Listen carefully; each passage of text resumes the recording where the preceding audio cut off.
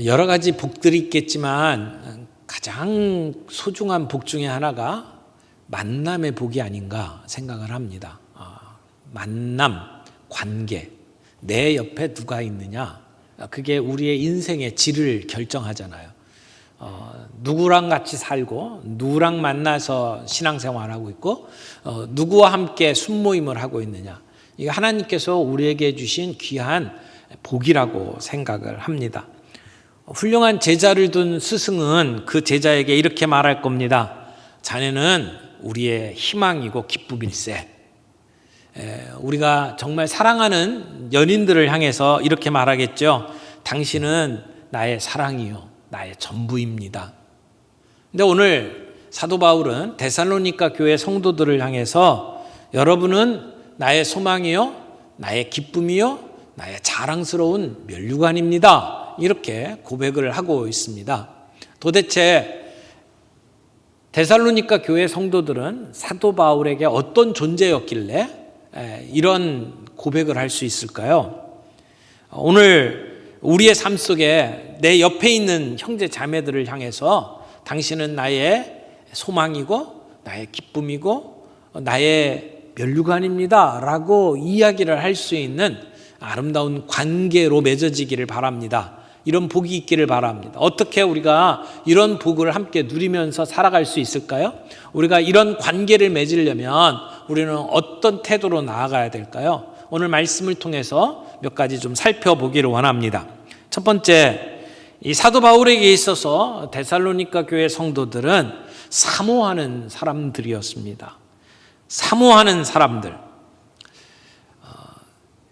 사도 바울에게 있어서 이 데살로니가 교회 성도들은 늘 애틋한 사랑의 대상이었습니다. 왜냐하면 이제 사도 바울과 실라가 데살로니가 지역에 들어가서 복음을 전하고 교회를 세웠습니다. 십자가의 복음, 부활하신 예수 그리스도를 소개하고, 그래서 그 가운데 그 복음을 들었던 사람들이 예수를 믿게 되고 교회가 형성이 되었죠. 그런데 이제 막 개척교회를 시작하는 찰나에 교회 안에 어려움이 생겼습니다. 이 전도에 이제 반응을 했던 사람들이 보면 유대인들 가운데에 여러 명도 있었겠지만, 특별히 이 데살로니가 교회 안에서는 경건한 헬라인들이 예수를 믿었고 귀부인들 가운데에서도 예수를 믿은 사람들이 있었습니다. 그런데 이렇게 많은 사람들이 복음 앞에 반응을 보이고 그리고 예수를 믿게 되니까 유대인들이 시기를 했기 때문에 그들이 폭력을 써가면서 이 사도 바울을 괴롭혔습니다. 그래서 사도 바울과 동력자들을 이렇게 폄하했죠. 가이사 황제가 아닌 예수를 왕이라고 섬기고 있는, 그래서 천하를 어지럽게 비는 그러한 반역자다라고 고소를 했습니다.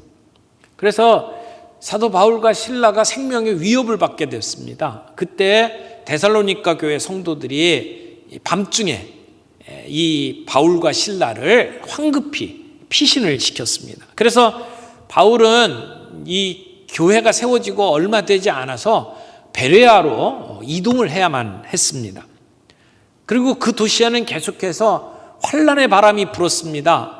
신앙생활을 한 지 얼마 안 되는 영적으로 어린 사람들이 앞으로 어떻게 될지 모르는 아주 심각한 위기 속에 교회가 놓여져 있었습니다.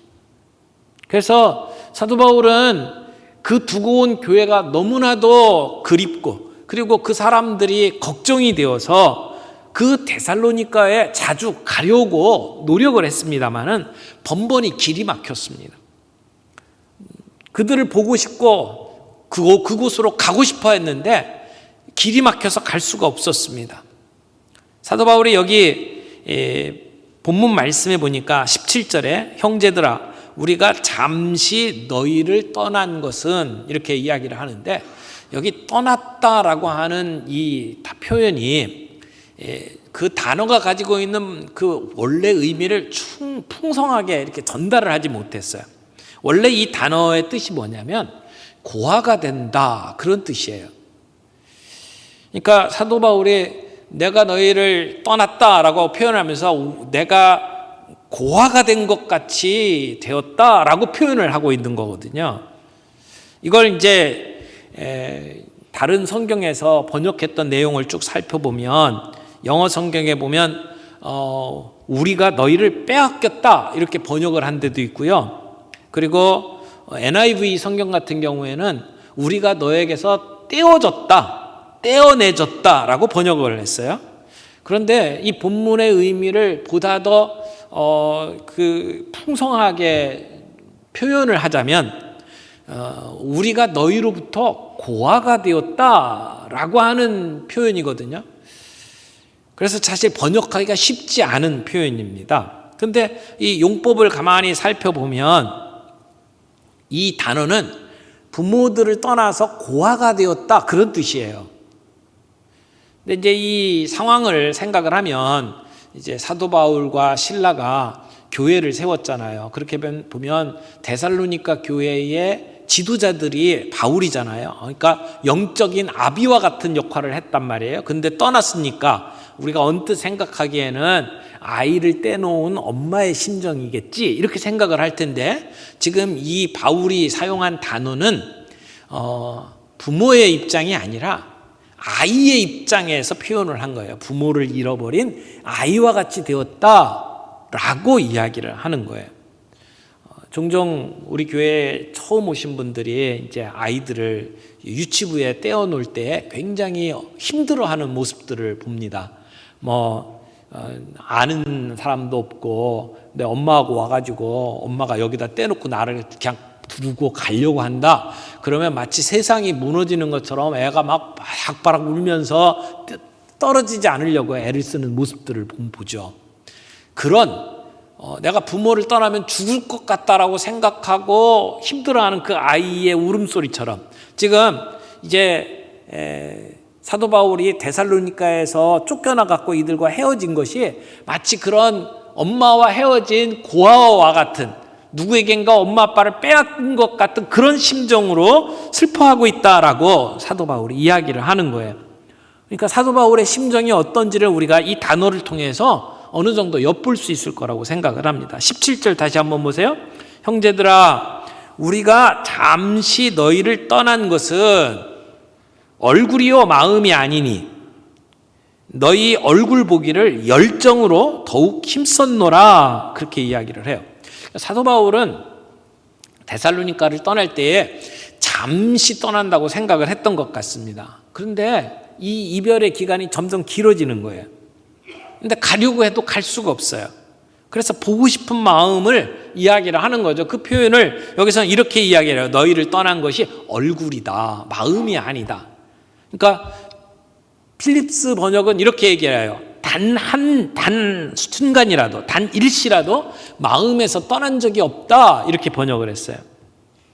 그러니까 몸으로는 지금 대면에서 만날 수는 없지만 마음으로는 너희들에 대한 생각으로 가득 차 있다. 지금 이런 이야기를 하는 거죠. 사도 바울이 마음으로는 그들과 함께 있다라고 이야기를 하는 겁니다. 유대인들이 마음이라고 표현을 할 때는 그들이 생각하는 것, 그들이 느끼는 감정의 자리를 이야기를 해요. 그러니까 오늘날 표현을 이야기하면 그러니까 눈으로 보이지 않는다고 해서 마음까지 멀어진 것은 아니라는 거죠. 사도 바울은 이 데살로니가 교회 성도들이 걱정이 됐었어요. 그래서 보고 싶어 했고 염려가 되고 그래서 가기를 원했습니다. 여기 보니까 너희 얼굴 보기를 열정으로 더욱 힘썼노라 라고 이야기를 하죠. 여기 힘썼다라고 하는 표현이 두 가지 의미가 함께 합쳐져 있는 단어예요. 하나는 신속하게 뭔가를 빨리 하려고 하는 노력을 했다. 또 하나는 힘써서 애썼다. 이런 표현이 함께 들어있는 말입니다. 그러니까 신속함과 열심이라는 단어가 합쳐진 표현이에요. 그러니까 바울은 그 데살로니가 교회 성도들을 보고 싶어서 열심히 그리고 몸을 빨리빨리 움직여서 뭔가를 해봤다는 거예요. 그런데 사도 바울 앞에는 방해물이 있었습니다. 갈 수가 없었습니다. 아마 여러 가지 노력을 했을 거예요. 법적인 문제도 풀려고 했었고 재정적인 문제도 풀려고 했겠죠. 자기의 건강의 문제도 해결하려고 했었을 겁니다. 여기 사도 바울이 뭐라고 표현했냐면 18절에 그러므로 나 바울은 한 번, 두 번 너희에게 가고자 하였으나 사탄이 우리를 막았도다. 사도 바울이 사탄이 우리를 막았다고 표현을 했어요. 사탄이 막더라도 방해가 있더라도 사도 바울은 그들을 만나기를 원했습니다. 가고 싶어 했어요. 그것도 여러 번 시도를 한 것으로 보여요. 그런데 사탄이 막았다. 사도 바울은 지금 이 데살로니가 교회에 가지 못하는 여러 가지 형편을 영적인 눈으로 해석을 하고 있는 거예요. 그리스도를 위한 일들이 가로막혀서 일이 이루어지지 않는 것을 사도 바울은 영적 전투로 이해를 했습니다. 그냥 누구 때문에 무슨 문제 때문에 안 된다라고 얘기하지 않고 사탄이 우리를 막았다라고 분명하게 이야기를 합니다. 여기 사도 바울이 가지고 있는 이런 영적 인식이 사실은 우리에게도 필요합니다. 재정적으로 건강 때문에 여러 가지 이유 때문에 우리가 설명을 할 수는 있겠지만 이런 근본적인 원인을 따져보면 사탄이 우리를 막는 경우가 있죠.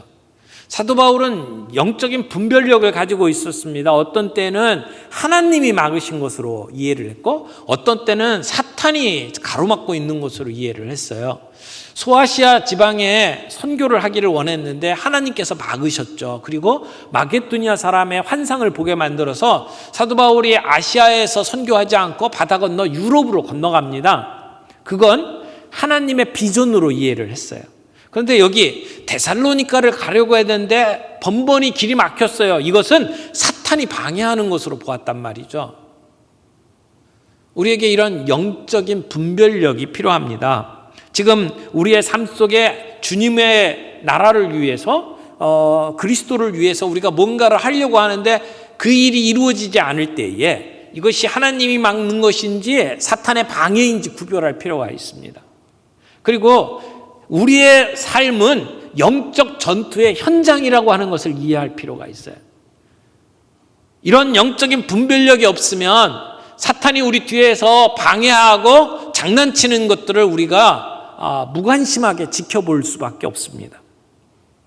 지금 사도 바울은 이 영적 전투의 관점에서 지금 이 데살로니가에 가지 못하는 문제를 지금 설명을 하고 있는 것이죠. 실제로 사도 바울에게 지금 어떤 문제가 있었는지는 잘 몰라요. 지금 사도 바울이 사탄이 가로막았다라고 이야기를 했는데 그것이 무슨 사도 바울이 환상을 보았거나 악령과 싸웠다든지 이런 의미는 아닐 거라고 생각을 합니다. 몇 가지 추측할 수 있는 가설들이 있는데 하나는 사도 바울이 데살로니가를 가려고 했는데 거기에 행정관들이 사도 바울을 그 데살로니가에 오지 못하도록 법적으로 막았다. 비자를 안 줬다. 이렇게 해석을 할 수도 있어요. 왜냐하면 그 읍장이 예수를 믿었던 야손에게 행했던 그러한 그 행동을 보게 되면 법적으로 막았을 수 있는 가능성이 있다고 보여집니다. 또 하나는 사도 바울을 죽이려고 했던 유대인들이 아직도 눈을 부릅뜨고 지켜보고 있기 때문에 위험해서 가지 못했을 수도 있어요. 그리고 또 하나의 가능성은 사도 바울이 건강이 안 좋아서 지금 가려고 했는데 가지 못했다 이렇게 말하는 것일 수도 있습니다. 사도 바울이 자기에게 육체에 가시가 있었다고 이야기를 하죠. 그리고 그 육체의 가시가 병으로 이해하는 사람들이 많이 있습니다. 근데 사도 바울에게 이런 육체의 가시가 있어서 장거리 여행을 할 수가 없었다. 그러면 가려고 시도를 했는데 갈 수가 없었다. 이렇게 말할 수도 있겠죠. 어쨌든 사도 바울은 정말 그 데살로니가로 가고 싶었어요. 근데 형편이 그렇게 되질 않았습니다. 그래서 사도 바울은 사탄이 지금 방해를 하고 있구나 라고 이해를 하고 있고 또 그런 상황 속에서도 사도 바울은 하나님께 의지하면서 이 문제를 해결하기를 원했습니다. 자, 사도 바울은 지금 성도들을 떠나왔어요. 그리고 그곳에 핍박이 이루어지고 있어요. 안타깝게 정말 안절부절하면서 그곳을 가려고 하는데 모든 길이 막혔어요.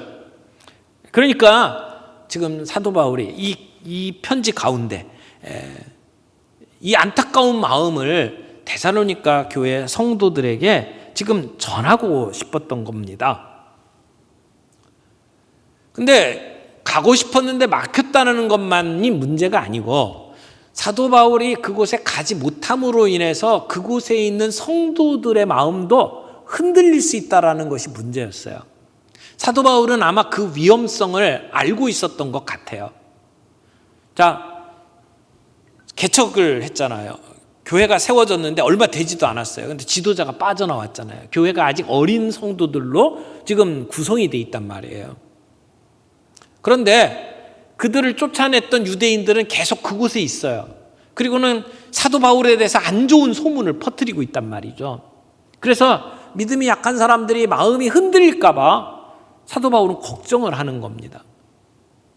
근데 왜 이렇게 조바심을 내면서 빨리 가기를 원했는지를 쭉 살펴보니까 아마 이런 가능성이 있지 않았나 싶어요. 여러분, 교회에 어려움이 생겼어요. 핍박이 있어요. 그러면 지도자가 거기에서 목숨을 걸고 싸우면서 성도들과 함께 있어야 될 수도 있고, 때로는 사도 바울처럼 그 위기를 극복하기 위해서 이렇게 핏이 나올 수도 있어요.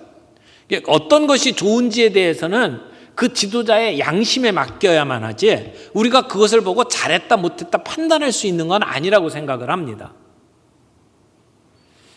예수님께서도 십자가에 못 박혀 돌아가시는 그런 죽음을 선택하시기도 했지만, 그러나 모든 순간순간을 다 그렇게 죽음으로 해결한 건 아니잖아요. 예수님께서 하나님과 내가 하나다라고 이야기를 했을 때 유대인들이 예수님을 신성모독으로 몰아서 돌로 쳐 죽이려고 했을 때 예수님께서는 그 자리를 피했어요. 그들이 돌을 들어 칠 때 그래 나 순교할게 그러고 죽으신 게 아니거든요.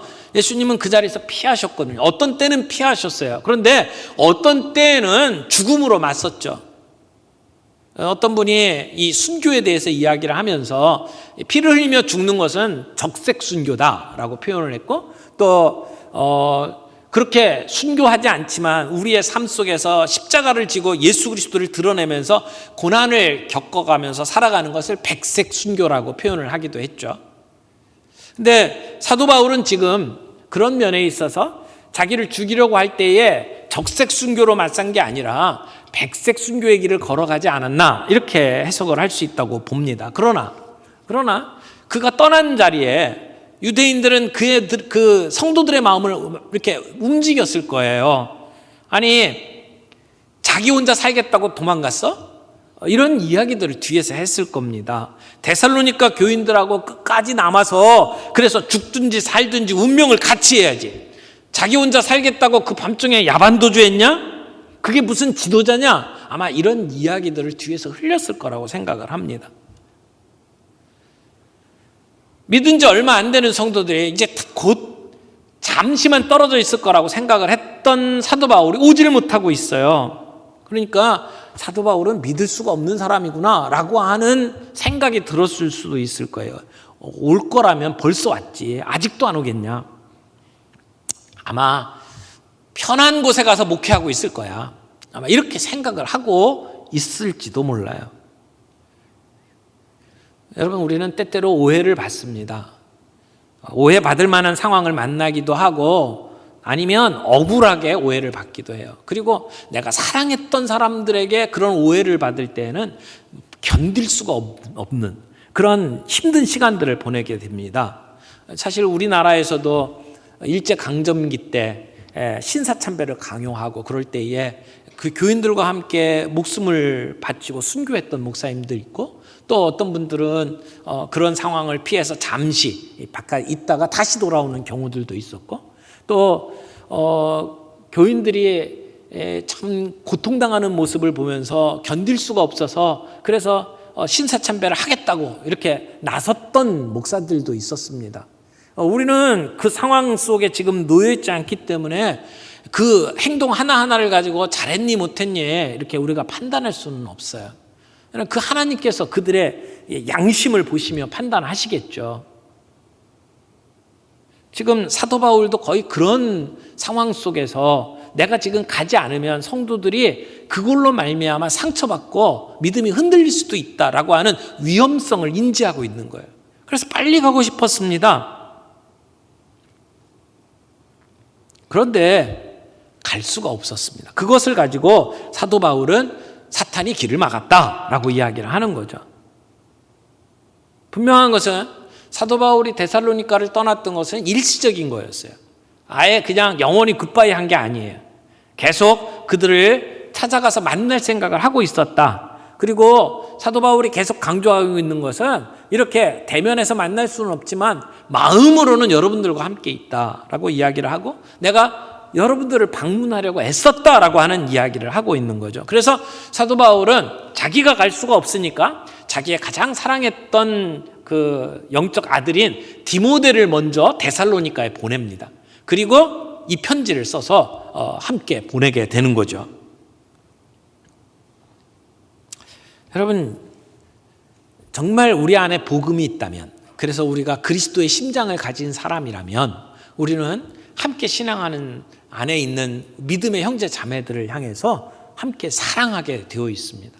우리가 예수 그리스도를 나의 구주로 영접하고 그래서 십자가의 사랑이 무엇인지를 깨달은 사람이라면 우리는 예수 그리스도의 심장을 가지고 있는 사람이죠. 내가 뭔가를 해서가 아니라 그분의 은혜로 말미암아 구원 얻은 사람이다라고 하는 사람은 그 안에 예수 그리스도의 심장이 있는 사람이에요. 근데 예수 그리스도의 심장을 가진 사람들의 특징이 있습니다. 그들을 사랑하는 사람들입니다. 사도 바울은 이 데살로니가 교회 성도들을 정말 애틋하게 사랑했어요. 그런데요, 데살로니가 교회 성도들도 보게 되면 정말 사랑이 넘치는 교회였어요. 이 데살로니가 전서 4장 9절에 보면 사도 바울이 이 교회 성도들을 향해서 이렇게 소개를 합니다. 형제 사랑에 관하여는 너희에게 쓸 것이 없음은 너희들 자신이 하나님의 가르치심을 받아 서로 사랑함이라. 데살로니가 교회는 서로 사랑하는 일에 있어서는 아주 뛰어난 사람들이었다는 거죠. 그래서 사랑해라 라고 하는 말을 너희들에게 쓸 필요가 없다. 사도 바울이 그렇게 얘기를 하고 있는 거예요.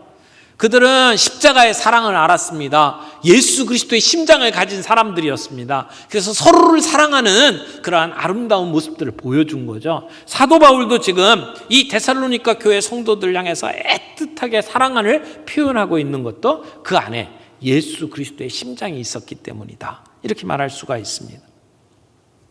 자, 사도 바울이 이 데살로니가 교회 성도들을 향해서 뭐라고 이야기를 합니까?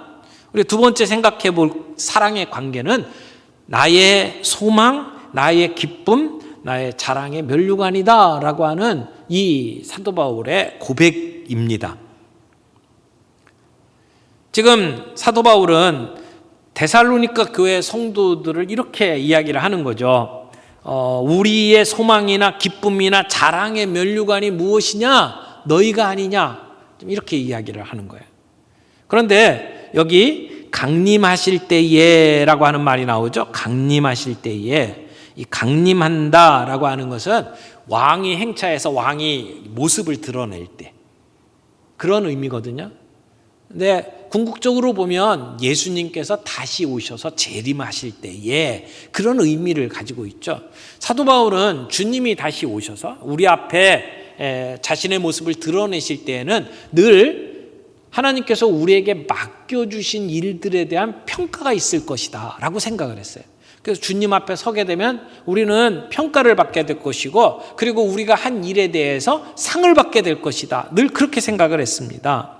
그래서 우리가 일한 대로 상을 주시리라. 사도 바울의 마음속에 주님을 사모하는 마음속에는 늘 그때 주님 만나면 내가 헌신했고 내가 섬겼던 일들을 통해서 주님이 상 주실 거야 라고 하는 생각을 가지고 있는 거죠.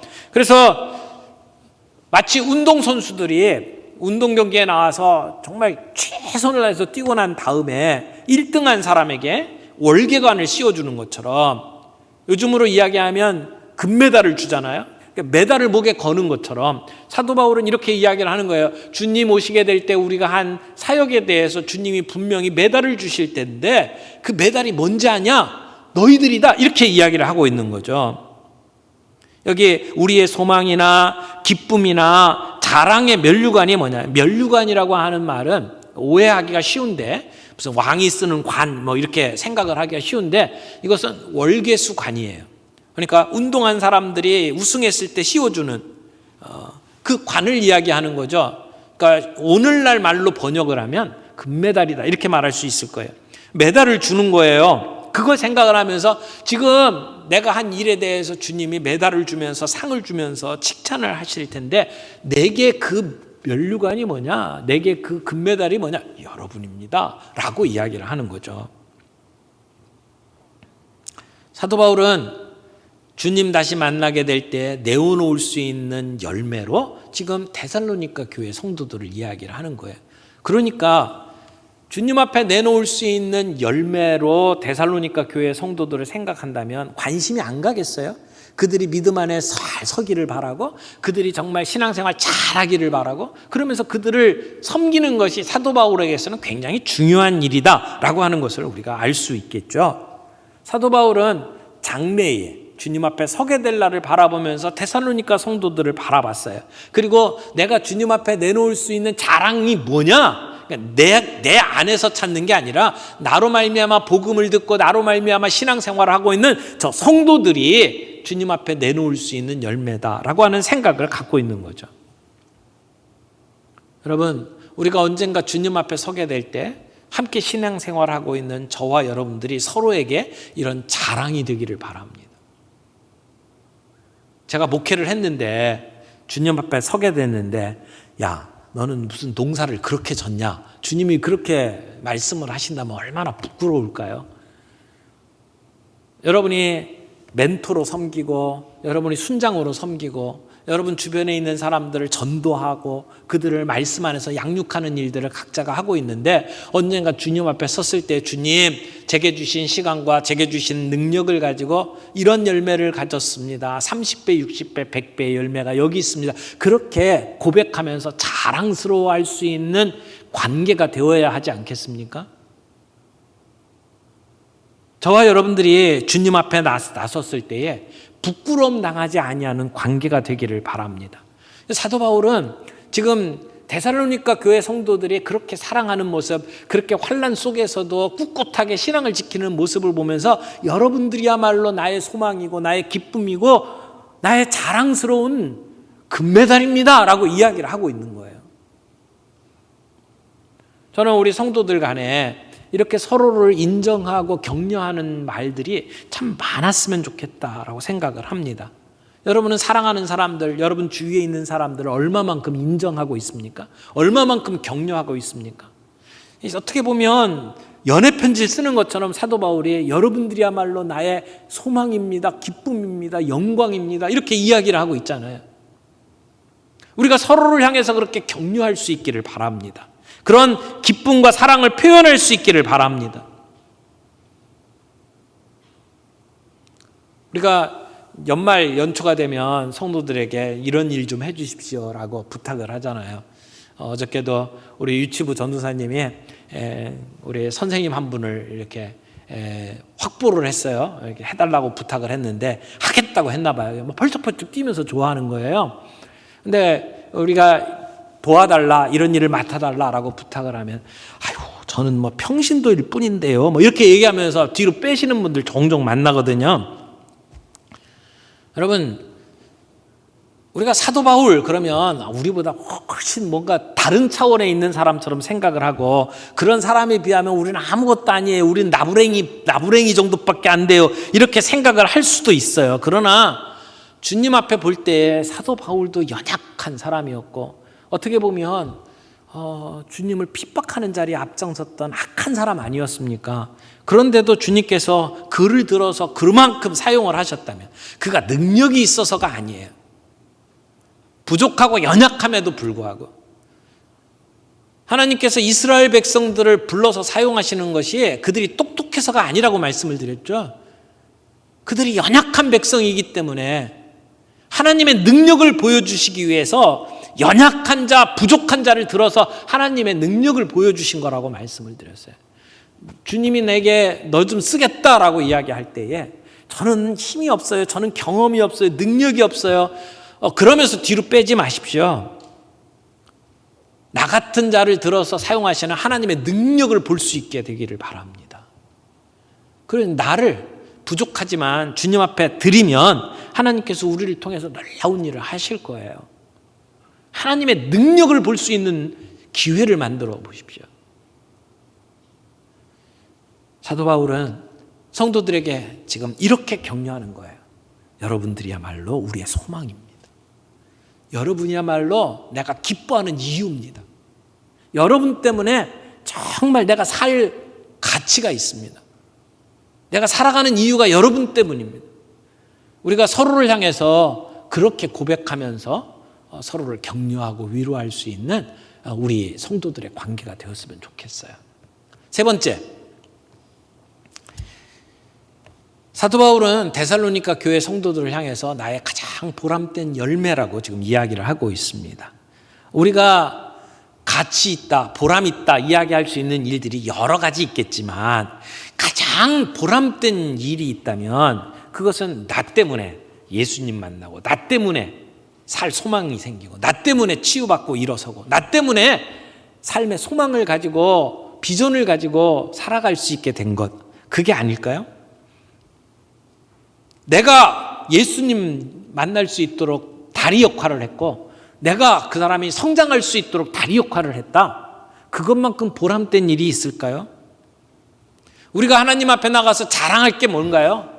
내가 이 땅에서 성취한 일들, 내가 얼마를 벌었고, 내가 어떤 건물을 지었고, 내가 어떤 학위를 받았고, 그거 주님 앞에 갖고 가봤자 아무 소용없습니다. 그러나 정말 보람 있는 일이 있다면 나로 말미암아 예수 만나게 된 사람, 나로 말미암아 영적으로 성장한 사람, 나로 말미암아 인생의 새로운 비전을 가지고 살아간 사람, 그 사람들 아닐까요?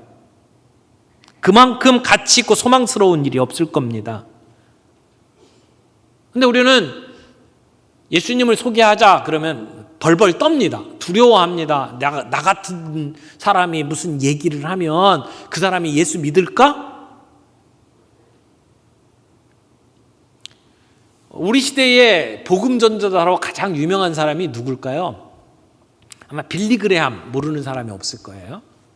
빌리 그레함 목사님이 우리 한국에도 오셔서 저 여의도에서 집회도 했고, 그분이 말씀 전하는 것도 영상을 통해서 봤습니다. 그분이 설교 끝난 다음에 예수 믿을 사람 일어서라고 이렇게 초청을 하면 수많은 사람들이 일어서는 것을 봤어요. 근데 종종 그런 생각을 해요. 빌리 그레함 목사님이 설교하는 내용을 보면 뭐 그렇게 감동적인 얘기를 하는 게 아니에요. 굉장히 밋밋해요. 성경이 말씀하시기를, 그러면서 성경 얘기를 들려주는 설교거든요. 그리고는 초청합니다. 초청할 때도 무슨 뭐 감동적인 이야기로 사람들을 뭐 이렇게 세우는 게 아니에요. 뭐 협박을 해서 세우는 것도 아니에요. 근데 그가 복음을 전하고, 그리고 사람들에게 초청을 한 다음에 뒤에 앉아서 턱을 개면서 기도하고 있는 그때에 사람들이 수없이 일어나는 놀라운 일들을 목격을 했어요. 저 능력이 어디서 나올까 참 궁금했습니다. 그런데 이 빌리 그레함 목사님이 하버드 대학교에 초청을 받아서 그 강연을 할 때에 그분이 이런 이야기를 한 적이 있어요. 이전에 내가 전도를 할 때는 내가 최선을 다해서 뭐 열심히 그렇게 복음을 전해야 된다라고 생각을 했는데, 근데 저는 생각을 좀 바꾸게 되었습니다. 그렇게 얘기를 해요. 그리고 하는 말이, 나는 전도할 때 내 힘을 다 빼고 전도하기로 작정을 했습니다. 내 힘을 다 빼고 전도에 임하기로 작정을 했습니다. 나는 그저 사용되는 도구에 지나지 않습니다. 일은 성령님이 하십니다. 그 일을 깨닫고 난 다음부터 내가 뭐 최선을 다해서 부지런하게 열심을 다해서, 그래서 사람들을 설득해갖고 전도하려고 하는 그런 노력을 내려놓고 그저 기쁘게 즐겁게 나는 이게 전도하면 된다, 나머지는 성령님께서 하신다, 그런 태도로 전도를 한다고 이야기를 했어요. 메시지를 들어보면 신통치 않은 것 같은데 왜 수많은 사람들이 예수 믿겠다고 결심을 하게 될까? 성령님이 하시는 거예요. 나를 드러내지 아니하고 그저 메시지 전하라고 하는 것을 전했을 뿐인데 그 가운데 역사가 일어나는 것을 보게 된다는 것이죠. 사랑하는 성도 여러분, 오늘 우리들의 삶 속에서 나를 뺐으면 좋겠어요. 내가 뭔가를 했다라고 하는 얘기를 하지 못하도록 나는 빼고 주님이 전도하라고 하면 그냥 그 메시지를 전하는 일을 하면 될 것 같아요. 그래서 나로 인해서 그분이 예수님을 만났다. 그럼 내가 주님 앞에 서게 되는 날 나의 열매, 나의 영광이 뭐냐? 그분을 이야기를 할 수 있겠죠. 성령을 모시고 사는 사람들은 누구나 이런 복음에 대한 열정을 가지고 살아갑니다. 오늘 2022년도를 시작을 하면서 여러분 마음속에 이 관계의 축복을 놓고 기도할 수 있으면 좋겠어요. 하나님, 내가 만나는 사람들, 내가 함께 생활하는 사람들, 그들이 나로 인해서 예수님을 만나게 해 주옵소서. 나로 인해서 영적인 도약이 있게 해 주옵소서. 나로 인해서 그들의 삶 속에 상처가 치유되고 그들이 소망 가운데 일어설 수 있는 일들이 있게 해 주옵소서. 그런 관계의 복을 위해서 우리가 함께 기도할 수 있기를 바랍니다.